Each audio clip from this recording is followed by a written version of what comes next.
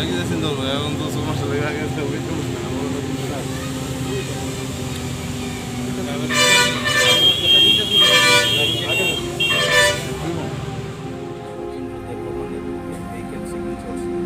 তখন একটা টেলার গাড়ি যার নাম্বার হচ্ছে RJ51 GA0392।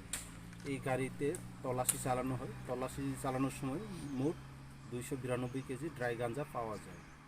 যথারীতি এই গাড়ির ড্রাইভার এবং কো ড্রাইভার দুজনের বাড়ি রাজস্থান, তাদেরকে আমরা আটক করি এবং ড্রাই গাঞ্জাগুলিকে সিজ করা হয়।